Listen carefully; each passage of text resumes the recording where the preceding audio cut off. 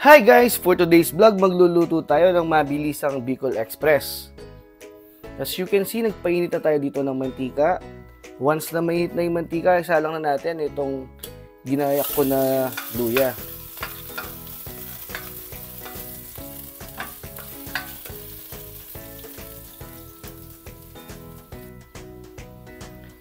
Kapag nangamoy na yung luya at lumabas na yung aroma nito, pwede na natin ilagay itong isang maliit na ulo ng bawang.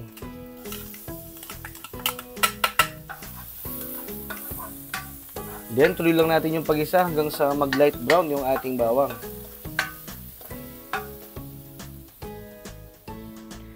Kapag light brown na yung bawang, ilagay na rin natin itong isang malaking sibuyas. Pagkatapos, ituloy lang natin yung pag-isa ng mga 2 minutes.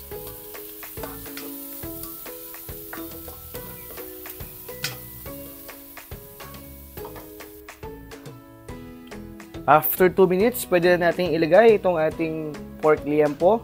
Ayan guys, hiniwa ko lang siya ng ganyan na manipis at medyo pahaba para mabilis maluto. Ayan guys, 1.5 kg yan. Igisa lang natin yan ng mga 5 minutes.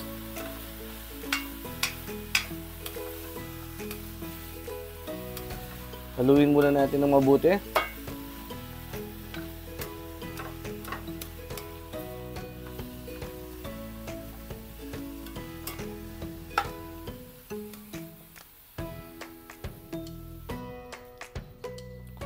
After 5 minutes, pag medyo brown na yung karne natin at hindi na siya mukhang fresh, pwede na nating timplahan yan. Maglalagay na tayo dito ng paminta.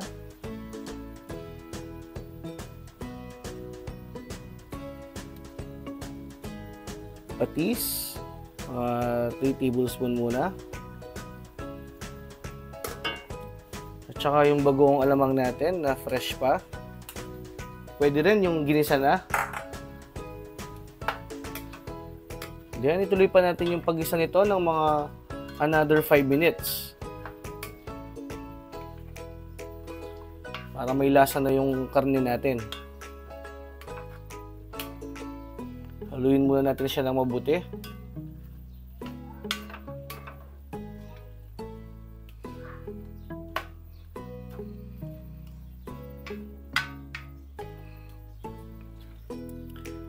Konti lang yung nilagay nating bagoong, no? Baka naman kasi magmukhang binagoongan yung Bicol Express natin. Kaya saktong pampalasa lang yung nilagay natin.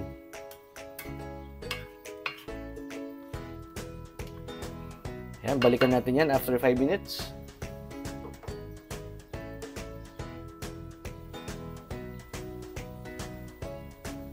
After 5 minutes, and guys, no, nanood na yung lasa ng mga ingredients na nilagay natin dito sa liempo.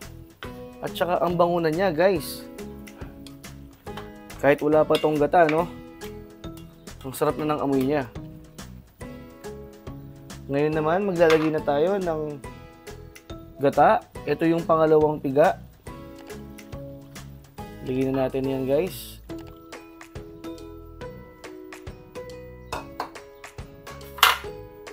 Then, haluin lang ulit natin.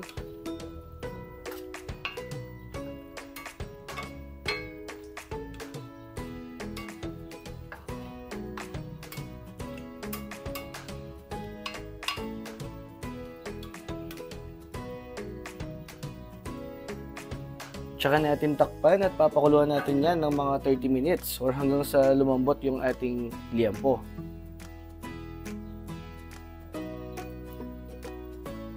After 30 minutes,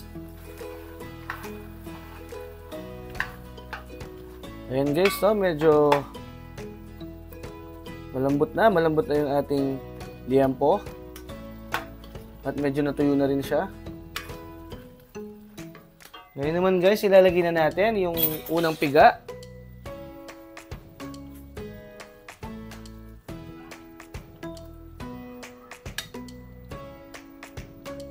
unang piga ng gata.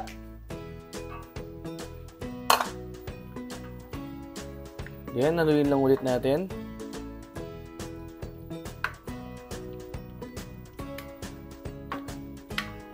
At ituloy pa natin yung pagluto ng siguro mga 10 to 15 minutes pa to. Pwede na.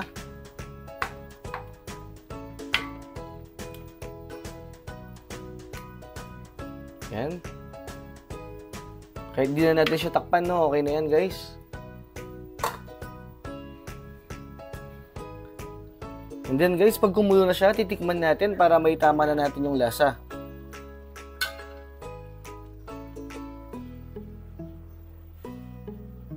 Halos perfect na yung lasa, guys, no? Magdadagdag lang tayo dito ng konting paminta.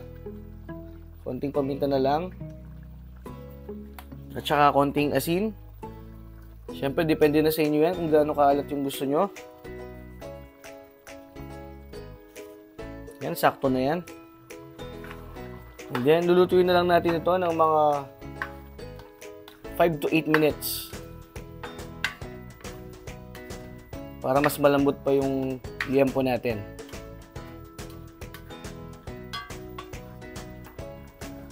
Huwag na natin takpan, guys, no? Then, yung apoy natin nasa pagitan lang ng medium at low fire.